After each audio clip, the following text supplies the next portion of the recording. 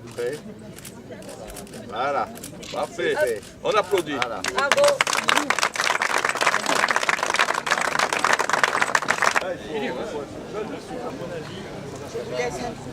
Je vais donner la parole à M. Pizoutan. Donc, pour vous expliquer en fait cet aménagement, on va partir un petit peu de la genèse de ce projet qui en fait a démarré en 2009 lors d'un permis de construire, qui a été le permis de construire du Castel des Princes derrière vous. C'était une volonté communale, monsieur le maire, que vous aviez insisté pour qu'on puisse requalifier un petit peu l'entrée du village. Donc par cette opération de 15 logements avec des parkings et un petit commerce en rez-de-chaussée, cet aménagement, ce petit immeuble, ensuite, il lui a succédé trois réhabilitations de logements et d'un petit local en rez-de-chaussée dans l'ancien presbytère. Et à terme, il y aura un petit parking de 7-8 places à l'intersection de la route Jean Nathan et du Claret.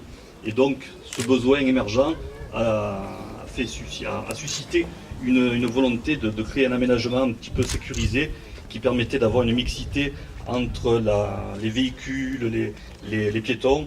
Il y avait l'entrée du village à requalifier avec la proximité de l'école et donc de ces logements. Et ça a été un petit peu la commande qu'on a passée au bureau d'études de la métropole pour qu'ils puissent nous proposer un aménagement qui sorte un peu de l'ordinaire.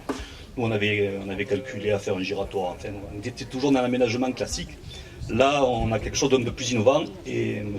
Florent Boinger va vous expliquer le détail de cet aménagement. En fait, comme M. Pizepan vous a expliqué, on est parti sur un aménagement de place traversante. Alors par rapport à l'aménagement qui existait auparavant, vous pouvez remarquer sur la photo avant, vous aviez un dénivelé de plus d'1 mètre en fait, entre la voie montante et la voie descendante. Donc en fait, l'idée, ça a été de remettre tout de niveau pour justement faciliter les échanges entre le village et la route Jean Nathan, le nouveau commerce. L'idée secondaire aussi, c'était de créer un espace, donc ici, avec du stationnement donc, à durée limitée pour pouvoir avoir une rotation et permettre justement l'accès au commerce.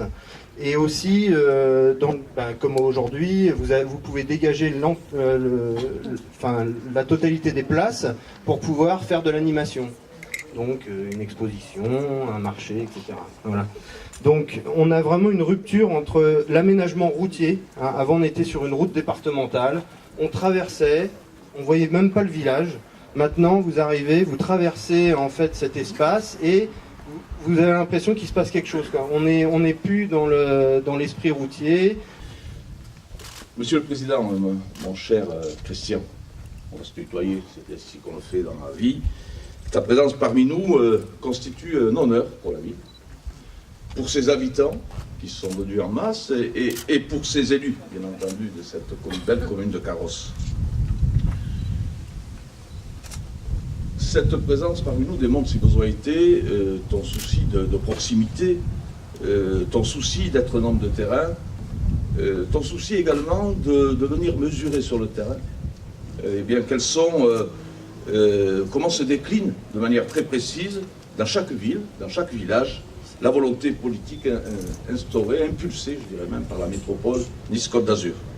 Car c'est bien Nice-Côte d'Azur qui a réalisé la totalité de l'opération, qui s'élève à quelques 360 000 €, ce qui n'est pas rien. Alors ces travaux ont été, on l'a indiqué beaucoup plus précisément que ce que je vais le faire, ont été s'imposés pour 2 raisons essentielles. D'abord, c'était pour requalifier cet espace à l'entrée du village, un espace qui avait connotation quelque peu rébarbative, il faut le dire, on l'a vu sur la photo d'ailleurs, qui est explicite, et je crois que cet objectif a été complètement atteint. Le deuxième objectif, la deuxième raison qui a guidé cette volonté, ce sont les impératifs de sécurité. Dans un secteur où non seulement est implanté le groupe scolaire Louis Fiori, qui est là, donc ce nouveau groupe scolaire qui a quelques années à peine. En plus, il y a le parc de la Villa Barbarie qui se trouve derrière vous et qui est de plus en plus fréquenté. Et d'autre part, sur cette Villa Barbarie, maintenant est installé l'office de tourisme, donc une fréquentation de plus en plus nombreuse. Et on l'a indiqué, il y a eu également la construction de l'immeuble Le Castel des Princes, où 15 familles sont hébergées. Et en plus, par volonté municipale, nous avons installé une supérette qui fonctionne formidablement bien, et donc une fréquentation importante de ce secteur qui nécessitait eh bien, une amélioration des conditions de sécurité. Alors, les aménagements réalisés ont permis l'instauration d'une zone 30, on insiste beaucoup là-dessus, que la police municipale, que je remercie, elle est là, eh bien, est chargée de faire respecter, tout comme elle fera respecter la zone bleue, qui vise à éviter les voitures ventouses et qui permettra donc de faciliter l'activité commerciale que je viens de citer. D'autres améliorations vont être apportées d'ici la rentrée scolaire, ou à peu près. D'abord avec un totem de 3 mètres de haut, à l'effigie d'un crayon, qui va bien symboliser qu'il y a une école ici, donc nécessité de mettre la pédale douce, comme on dit. Également, il va y avoir des potelets tout le long, toujours à l'effigie d'un crayon qui rappellera l'école, et puis il y aura des feux clignotants via le solaire qui permettra donc d'inciter l'automobiliste à ralentir la circulation. Voilà, j'ai indiqué en mon début de propos que la métropole a initié ce projet. En fait, conformément au souhait de Christian Estrosi, c'est la ville, au terme d'une large concertation avec la population, qui a arrêté la nature des travaux. C'est la méthode de travail de Christian Estrosi, je voulais dire. C'est la méthode de travail de Nice Côte d'Azur qui qui permet en fait aux élus locaux de garder la main. Contrairement, il y a eu l'une qui dit que c'est la métropole qui décide de tout de Nice, ce n'est pas du tout la vérité. Donc je tiens à le dire très fortement. Et Christian Estrosi veille que rien ne soit imposé aux élus locaux. Je crois que c'est ton leitmotiv et que tu appliques au quotidien lorsque des décisions doivent être prises. Bien. Monsieur le maire, conseiller général et vice-président de la métropole, et mon cher Antoine, bien évidemment, ce que nous inaugurons ce matin à l'occasion de la Sainte-Colombe est pour moi un plaisir partagé avec chacune et chacun d'entre vous. Je veux saluer à tes côtés Christine Charles, ton premier adjoint, ainsi que les adjoints, les conseillers municipaux et toutes les personnalités qui nous font l'amitié d'être parmi nous aujourd'hui.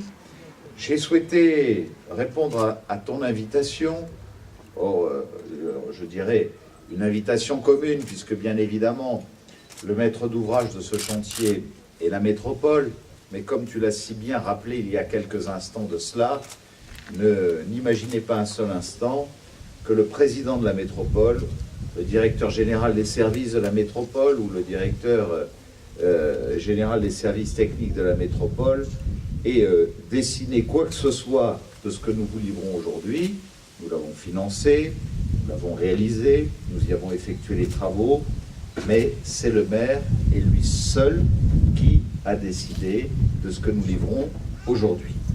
Antoine, tu l'as formidablement rappelé il y a quelques instants de cela, c'est l'esprit qui nous guide au sein de ce conseil des maires, des 46 maires de la métropole de Nice-Côte d'Azur. Moi, je me disais que je n'avais pas besoin qu'il m'explique la différence de dénivelé, parce que comme je passe très régulièrement ici en vélo, la différence de dénivelé, ça fait longtemps que je la sens à l'entrée de carrosse. Et donc, je dois dire que je suis le premier ce matin à me féliciter de ce choix qui désormais a harmonisé parfaitement les choses. Et en même temps, c'est vrai qu'il y avait quelque chose de dommage. On a un village qui représente ce caractère patrimonial extraordinaire de notre métropole et de notre département. Et en même temps, on avait l'impression de passer à côté. Alors que tu as fait des efforts importants pour veiller avec cette réalisation, ces commerces, ces habitations, plus la réhabilitation assez exceptionnelle des maisons environnantes qui, nous voyons, s'harmonisent parfaitement avec le caractère du village. Et donc désormais, on a l'impression d'être dans une rue traversante du village, d'être dans un cœur de village et non plus de contourner le village. Et donc je trouve que le choix qu'a proposé la municipalité de Carrosse est un choix tout à fait magnifique. En tout cas, merci à toutes celles et à tous ceux qui ont le sentiment d'appartenir ici à cet esprit d'équipe. Je ne peux que vous inciter à une chose, quel que soit ce que vous pensez au plus profond de vous-même sur les affaires de notre pays, à vous dire qu'ici, on est dans Nice-Côte d'Azur, on est à Carrosse, et c'est ensemble et collectivement qu'on a envie d'avancer pour le bien-être de nos concitoyens. Bravo.